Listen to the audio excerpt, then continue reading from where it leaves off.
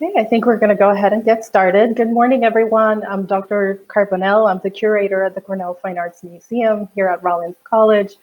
And I want to welcome you to today's event, which is generously supported by Art Bridges. Today's program is in conjunction with our exhibition, Drawing Connections Inside the Minds of Italian Masters, a selection from the John Mica Collection, which is on view through May 9th. With me today is Dr. Kim Dennis, who is Professor of Art History here at Rollins and coordinator of the program in Sexuality, Women, and Gender Studies. Dr. Dennis guest curated the exhibition with a group of her students in the Museum Practicum course. So I would like to welcome Dr. Dennis. Good morning, Dr. Dennis, welcome. Hi, thank you so much. And today we're going to be talking about this beautiful exhibition and of course the process to get this exhibition put together and on view for our visitors. So this exhibition is the result of the Museum Practicum course that you taught last year. So maybe that's a good way to start the conversation, learning a little bit more about what that means and how the process started in the class. Yes, absolutely. Thank you for the introduction. And thank you to everyone who's joining us today. I'm so glad to have the opportunity to talk about this exhibition and the work the students did last semester to produce it. The exhibition was curated by students in the Museum Studies Practicum course, which is the capstone course for the art history major. It's taught every other year by one of the art history faculty, and students in the class are all junior and senior art history majors. The course provides our students with an opportunity to work with museum professionals on every stage in the curating process. And I really can't stress enough how extraordinary it is for undergraduates to have an opportunity to do work at this level and to gain this kind of professional experience. So each time the course is taught, the art the students are working with is different. For example, 2 years ago, when Dr. Ryan taught the course, the students worked with modern and contemporary art from the permanent collection at the Cornell. This time, my class was fortunate to have a group of Italian drawings from the 16th to 19th centuries to work with. And we are extremely grateful to former Congressman John Mica, who loaned some of his drawings to the Cornell for this course and for the exhibition. To give you a sense of the process, the students met the drawings on the first day of class. Each student selected a drawing that day, knowing that they would conduct in-depth research on it throughout the rest of the semester. And then once everyone was paired with a drawing, Austin Reeves, the collections and exhibition manager at the Cornell, taught the students how to do a condition report. Then the students all conducted original research investigating the things like the attribution of their drawing, the dating, the subject matter depicted, and they wrote long research papers. But for the exhibition, they pared down their findings to the few carefully composed sentences you see on the wall labels in the gallery. They also wrote the introductory text and the text that explains each section of the exhibition. The theme of the exhibition is understanding how drawings were used by artists in the 16th to 19th centuries. So the students group the drawings into sections that highlight some of the ways artists use drawings. For example, to study the human figure or a landscape, or to draft an idea for a sculpture, or even to apply to study with a famous professor of drawing. Then the last stage of the curating process was designing the exhibition. And for this stage, the students worked with Austin again and also Dr. Carbonell to choose the wall color and to lay out how the drawings would be hung in the gallery. So now we'd like to shift gears, and the students have prepared short videos. And 3 of the students from the class have prepared these videos, and I'll let them introduce themselves and share the exhibition and their experiences with you. And then we'll come back and I'll be happy to answer questions about the course or about the exhibition.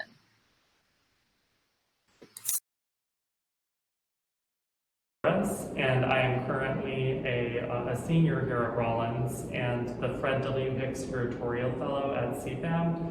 And I was enrolled in Dr. Dennis's ARH, now I'm forgetting the course number, but I was enrolled in Dr. Dennis's Museum Studies Practicum course where we curated this exhibition.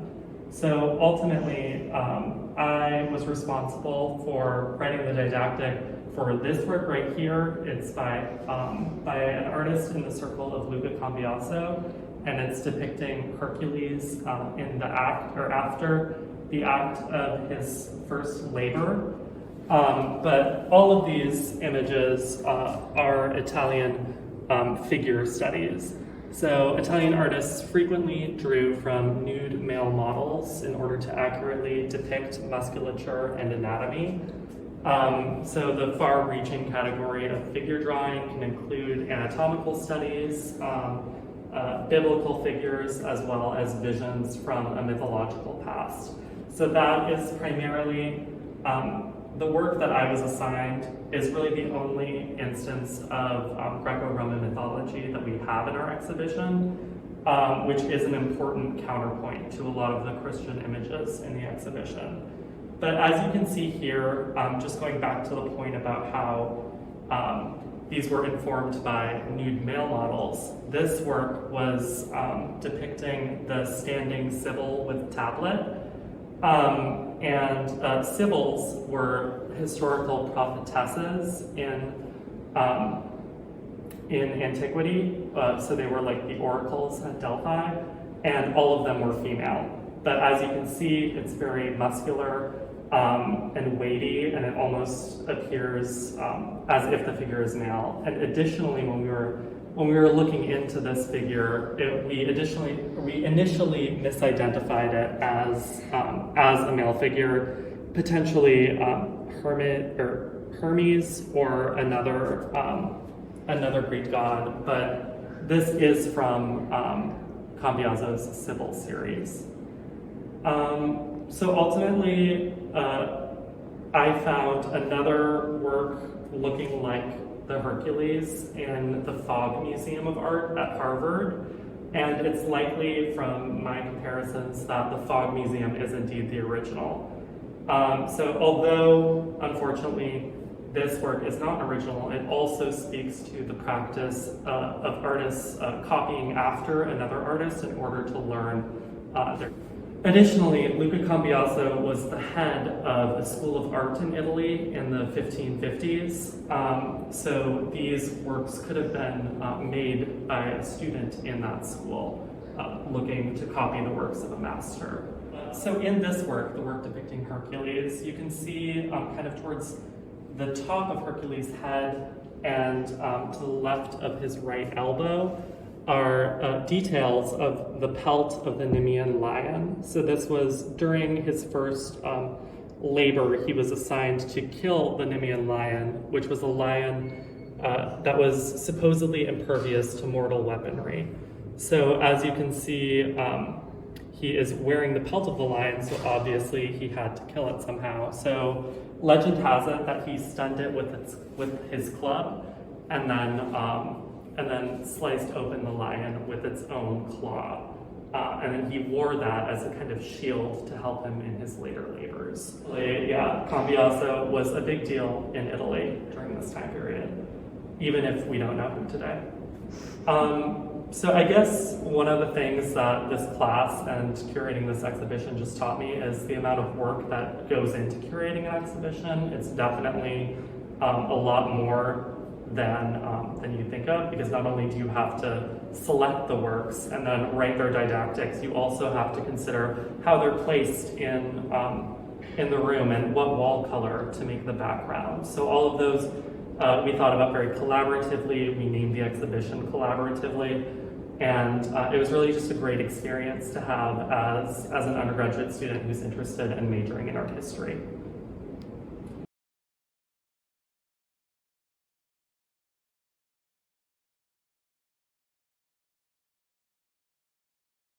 I was a student in the Art History 404, or the Museum Studies Practicum course, this past fall. And the goal of this course was to get students, particularly art history seniors, to be able to design and install their own art exhibit.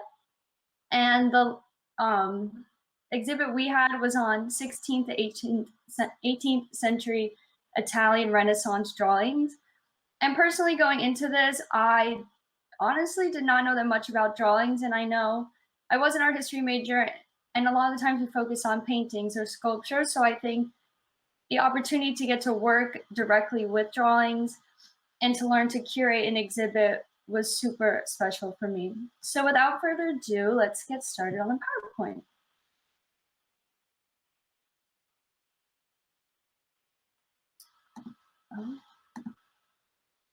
So the name of the exhibit is Drawing Connections Inside the Minds of Italian Masters. It was a donated exhibit by John Mica.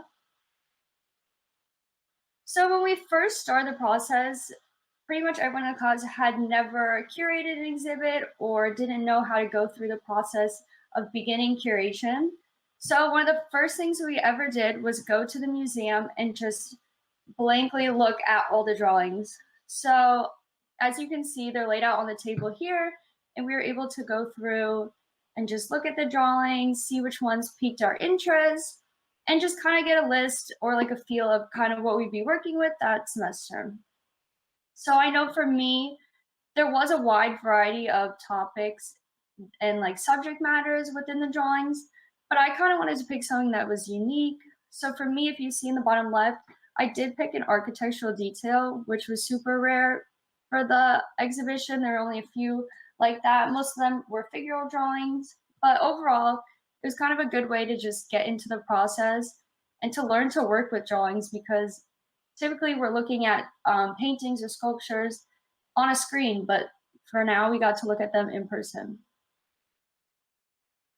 So once we selected our drawings, we had to just dive in and do research on drawings. So we started learning about 14th, 15th century early drawings and what drawings were used for, and differentiating between sketches and drawings, and kind of just getting a feel for the different types of mediums such as chalk, ink, pen that were used throughout the centuries.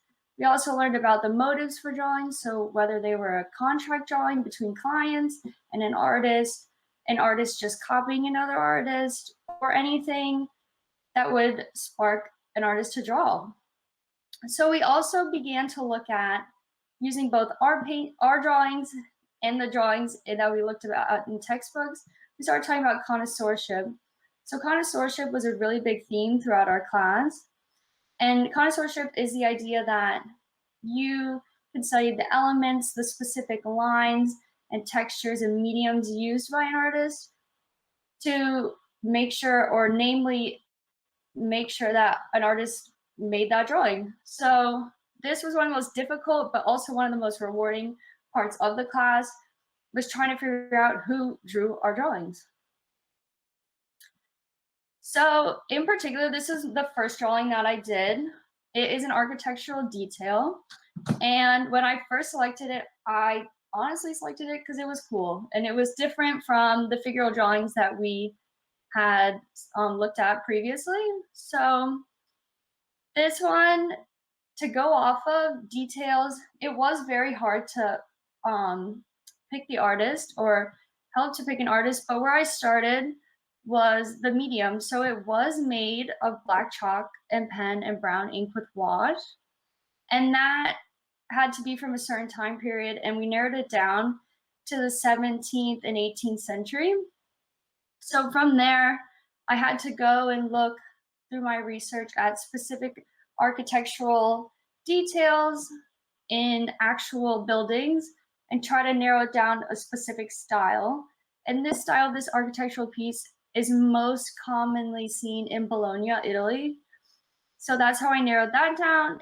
And I did get lucky. A former art dealer had written the name Minozzi on the side.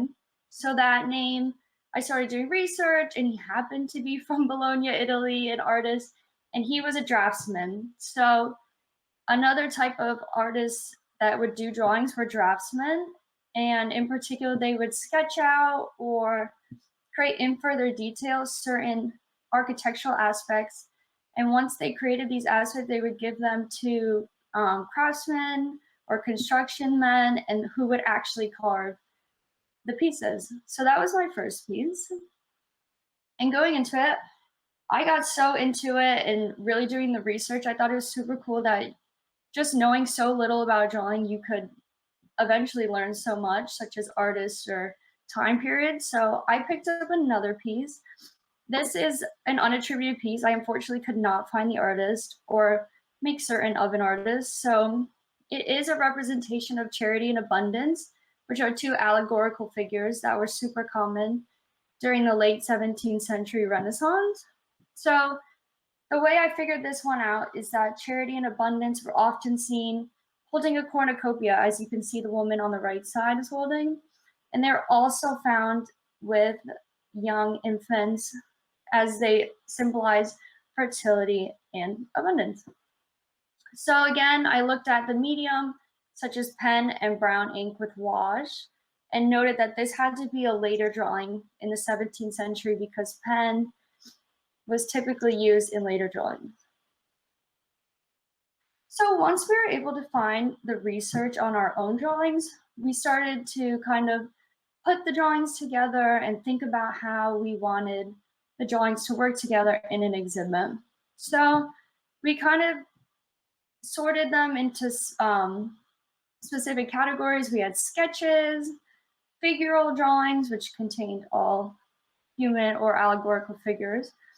The sketches were kind of early drafts of drawings. We had architectural details, as we saw earlier. And we just kind of grouped them into just categories. So from there, we figured we wanted to kind of divide them further and see how they would look within each category.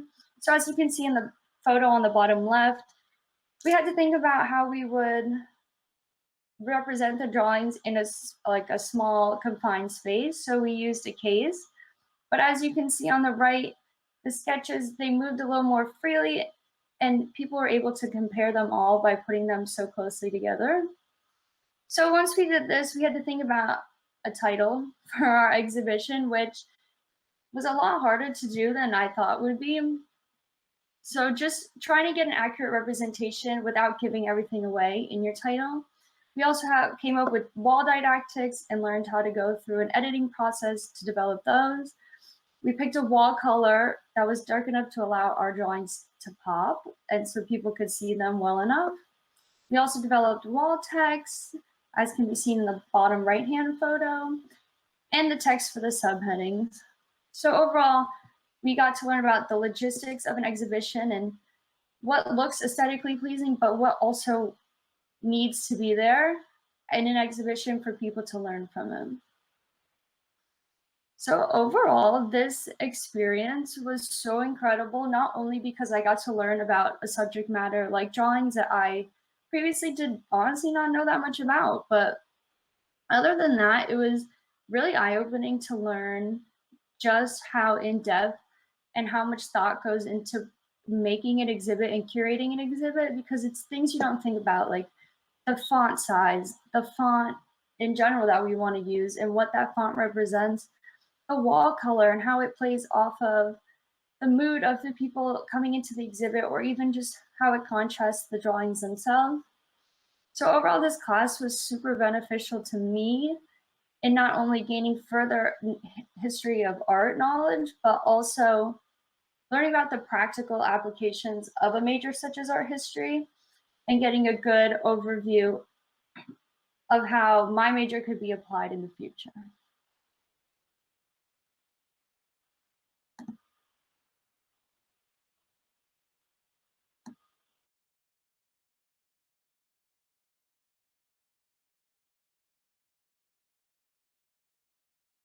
My senior year.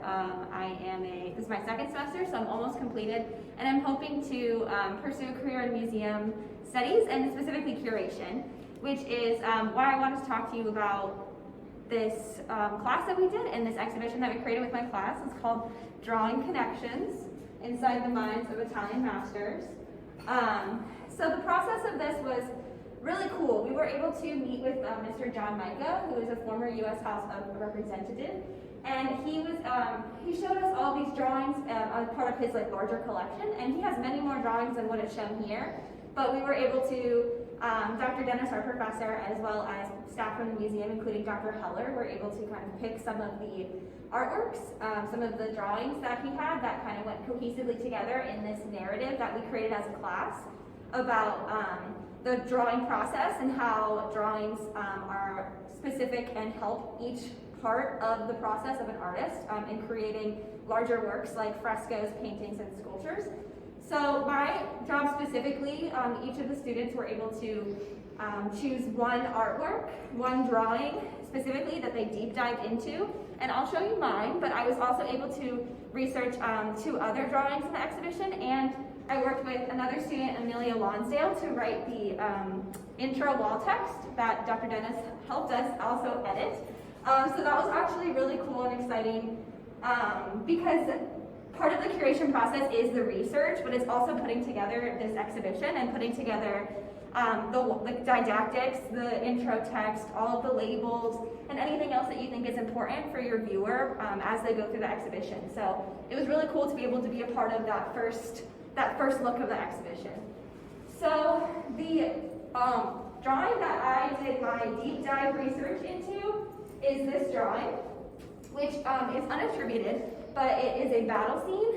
So as you can see here on the front, it's a compositional study of a battle scene, and compositional studies were a way for artists to plan out where they were going to put everything. So they could plan out their objects and their figures and put them into this larger narrative before they created the final work. And here, the battle scene would be something that was a really complex composition. So it would show the skill of the artist to anybody that saw this drawing. And the reason that I say this is on the back, as you can see over here, there is an address on the drawing, on the back of the drawing, as well as other small drawings. So through our research, I learned that this is an address to a Mr. Tommaso Minardi, who was an early 19th century professor of drawing in Rome, and he probably would be involved in some sort of, it says here that it's going to Tivoli for the at Casa Colonna, and the Colonna family was a very famous Roman family. So this drawing could have been a way for whoever sent this drawing to Tommaso Minardi to show his skill and try to become maybe his pupil, or if he was working on something in Tivoli, maybe something for the Colonna family in one of their casas, he would have been able to try to say oh, I can help you with this specific artwork because here's my skill. So that was really cool. And then I also worked on this drawing, which is by Pellegrino Tibaldi, and it's actually a figure study, which is another one of the ways that artists used their drawings to help them in a larger work. So as you can see here, we've included the work that maybe this came from. So this drawing right here of this guy reaching upwards is probably this character, this figure here in the artwork. So it would be he was studying figures to create that right position in his final art piece. So this is something that he would have done before the artwork was completed, before the painting was completed. Yeah. So I think for me, the coolest thing about this exhibition is that there are things that I know about, that we've all individually researched our own artworks, and we all have become experts on those drawings. But we also all have been able to work together to create this narrative of how drawings go into the artistic process. And we've been able to, all together as a class, work out what kind of font we wanted, what we wanted to say on the walls, what our titles were going to be, what our sections were going to be, figure drawing, or compositional studies, or any of the other ones that you see in the exhibition. And together, we were able to create this, and I think that sometimes people don't see curation as a group effort, but it really can be a lot of the time, and especially in this class setting, but also in museums, you might work with multiple of the staff to come together to see, like we were able to work with the curator of CFAM, but we also had to work with the preparator, so it just shows that curation is very much a group effort. And I think that one of the first big curations of an exhibition that I've done to be with this class has been really beneficial, because I've learned how to hone my own skills, but also how to work in a group and really come together with something that we all felt was just a great representation of these drawings and the artistic process.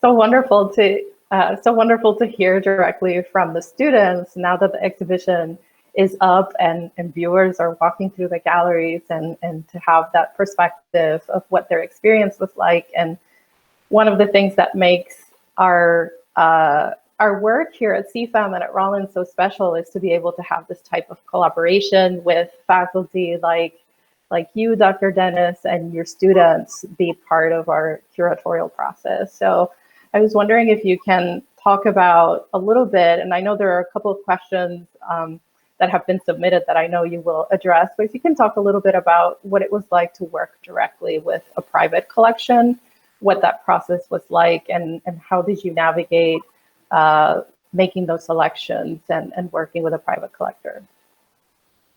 Yes, well, again, I just want to thank Mr. Mica for his generosity.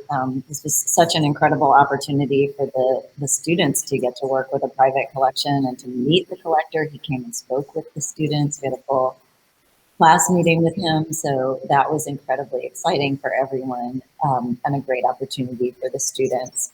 The process started over the summer when Dr. Heller, the director of CFAM, and I went to visit Mr. Mica's house several times. He had us over, and he has a very extensive collection, and we looked through the drawings and selected works that we thought would nicely illustrate this theme of how artists used drawings. Drawings were relatively new in the 16th century in Italy. It was a new part of the artistic practice, and also a very central part, immediately became a very central part of artistic practice. So it was, we chose drawings around that theme, and then, like I said, on the first day, the students got to pick drawings from that group, and it was really neat for them to be able to create some of the knowledge around the drawings. Drawings that are in a museum collection might have had a little bit more research done about them. So it was really neat for the students to be able to do, in some cases, kind of groundbreaking research on the drawings that they worked on. Yeah, and I particularly like the fact that they had an opportunity to work on all the different aspects of putting the exhibition together, from making selections, as the students explained, to writing text and doing research and really conceiving the narrative and how it would be presented to the visitors. What were some of the unexpected challenges that maybe came up in the process of the course, and how did you and your students address them? Well, I would say the biggest challenge actually was not unexpected. The biggest challenge was the research, and I knew that was going to be the biggest challenge, because most of the scholarship on drawings like this is in Italian. So the students had to work with materials that were in Italian. Sometimes they had to ask me for help with translating them, or they had to, kind of be able to figure out what was going on based on working with the images. And piecing together text. Maybe they have a little bit of French or a little bit of Spanish or Latin, and they could piece together the Italian. Connoisseurship, as Haley talked about, was also a really big part of the course. So focusing on what the drawings themselves had to say, not necessarily looking to texts, but focusing very much on the details. And the students did such a nice job of really zeroing in on the details of the drawings, especially in their didactic labels. I think they did a really nice job, but hopefully people will be able to go see the exhibition. They did a really nice job of helping the reader look back at the drawing and think about some of the more subtle details in the works. Yeah, and those are great strategies, right? When we are trying to write labels and pull the viewer from the text back to the image so that there's an active engagement on the part of the viewer that, of course, enriches so much the experience of looking, but also of learning. Are there highlights in this exhibition that you are excited to share with visitors, or maybe if you have some images that you want to point to or talk about? Yes, if we can share the PowerPoint, I can talk about a few things, including one of the questions that I saw in the chat, which brings up an interesting issue in some of these drawings. There are several really interesting drawings that we could talk about. Okay, great. Yeah. Can we do the full screen view? So this is the drawing that Haley worked on by Bernardo Minozzi. And it's an architectural detail. And someone asked in the chat, is it an example of di sotto in su perspective? It kind of is. It's more of a a template. So these kinds of architectural details, if anyone in the audience has been to Italy, and I think at least a few people in the audience have been to Italy, when you look up at a building, either on the outside or the inside of the building, you see these often highly decorated brackets, these volutes and other architectural details that that show up in usually the corners of buildings. And this is an example of how an artist would prepare a template so that a sculptor could make these kinds of details either in wood or in stone for a building, either for the inside or an outside, probably of a palace of some kind. And then I can talk about another example. Let's see if I'm going in the right direction. Oh, going back to the question about, sorry, I'm flipping around a little bit. The question about di sotto in su perspective is a really interesting one. So in Italian, the term di sotto in su means basically from below looking up. And it refers to the way that artists use perspective when they are depicting something that's meant for a ceiling fresco. So a couple of examples from the exhibition of works that are preparatory studies for images that would have gone on a ceiling or up high, sometimes maybe over a door. This work, which is probably by Giovanni Battista Tiepolo, a very important 18th century Italian artist. It seems to be depicting a river source, and we found a work of art in the Met in New York that seems to be connected to this one. As you can see, it would have gone up on a ceiling, or the perspective helps us understand that it would have gone up on a ceiling, so that we're looking at it from that di sotto in su perspective. And then the other drawing on the left is one that Danny Ferrero researched, and it's from the Circle of Pietro da Cortona. And it's a youth, a young man, holding the coat of arms of a noble family. And it also probably would have gone up high, showing that type of perspective.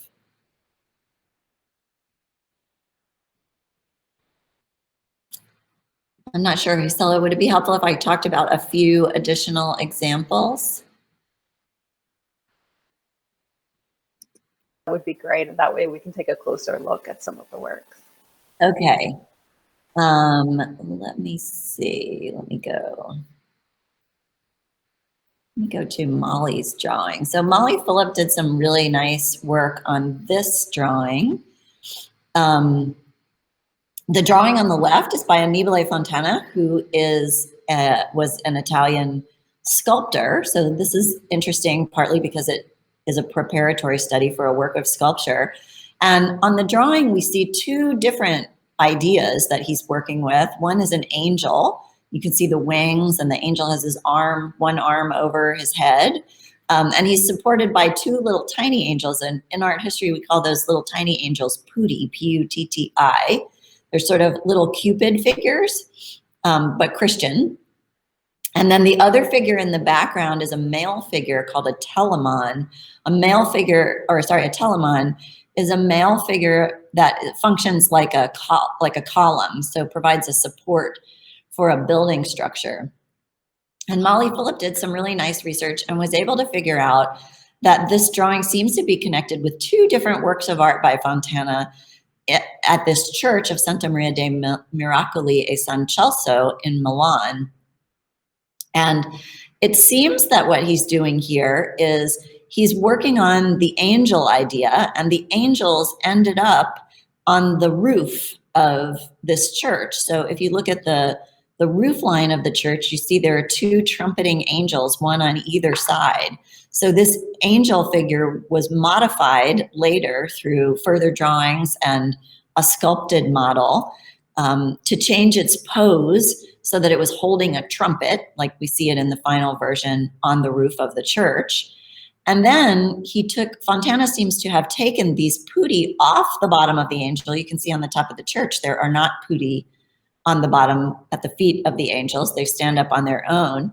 And he relocated the putti to this other sculpture that went on the inside of the church. So if you look at the Assumption figure, you can see that the putti are helping Mary as she ascends into heaven. There are two at her feet, very much like we see in the drawing. So he just took took the putti and the angel and separated them out into two different final works. So I think that's a particularly interesting example of something that a student was able to figure out through her research.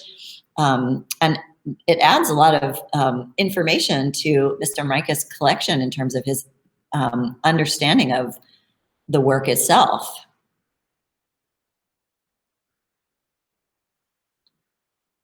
I'm not sure if there are other questions.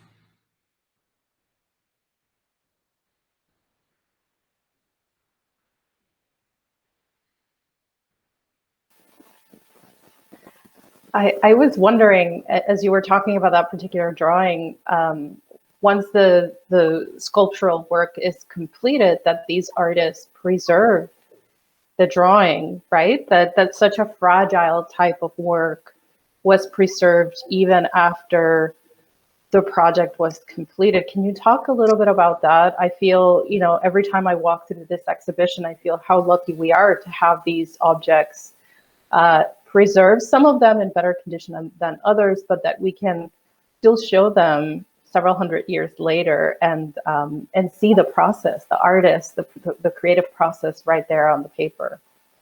Yes, it's incredible that they are so well preserved. And one of the reasons that they're so well preserved was because they were this foundation for the practice of being an artist in even today. Actually, artists, one of the first things you learn if you go to art school is how to draw, right? So drawing was just emerging as that foundational practice for artists, and artists saved drawings. They often saved them in books. They collected them together in books that they passed down through their workshops. So, inheriting an artist's book of drawings was a great good fortune for another artist. It was also a way that you could share ideas. So across geographic places, like for the example that Connor showed us of what seems to be an artist applying to work with this famous teacher. And he's also showing off his ideas. So it's not uncommon for us to see drawings moving around within Italy and of course throughout Europe. It was how artists shared stylistic influence and technique and all different kinds of ideas about the things that they were studying. So that's part of how drawings get preserved. And then drawings get preserved through collectors like Mr. Mica. He knows a lot of the names of the collectors that held his drawings before he did, and drawings early on in the development, the evolution of museums, and just in the evolution of collecting art, drawings were prized collections as prized in collectors' bodies of work, going back all the way to the 17th century at least, and maybe even into the 16th century. So that their value was recognized early on, even though people tend to not know that much about drawings today. People tend to focus more on painting. So I think that was also a really valuable part of the course for the students to get to work with this medium that we don't talk about as much, but we should. Absolutely. And as you were describing those books with the drawings, and it almost makes me think of perhaps an early version of the artist portfolio, right? That then you would show other artists or students or maybe mentors or professors and kind of have together a sample of achievements and progress that the artist has made. We're nearing the end of the program for this morning. So if you have any questions and you want to submit them in the comment box, I have one more question about the exhibition as a whole. Now that we have a little bit more perspective, the exhibition has been open now for a little bit. It will be on view a little bit longer until May 9th. What would you like visitors to take away from the exhibition when they come see it? I would really like a couple of things. One, a deeper appreciation for drawings, like we were just discussing, and really thinking about closely looking. The research shows that people move through art museums pretty quickly, and drawings, maybe in particular, really call us to pause and study the details and look very closely. So that's one thing. Also thinking about, in the same way we say this in the introductory text, in the same way that we think about writers working, and we sort of think about the process of a writer developing an idea, that we can look at drawings as kind of a way of looking inside the mind of the artist, as our title suggests. And so I'd love for people to think about drawings in that way. It's really like a snapshot of the inside of an artist's brain, it tells us exactly what they're thinking about at a particular time period. And then lastly, the very hard work of the students. I saw a question in the chat from Julia, who was in the class, asking me what my favorite part of teaching the course was. And it was the students, for sure. The students were just fantastic. I kept telling them throughout the semester, you're doing such good work. It's so much fun to work with you. They were just a really good class. They approached all of the challenges just really courageously and with great determination.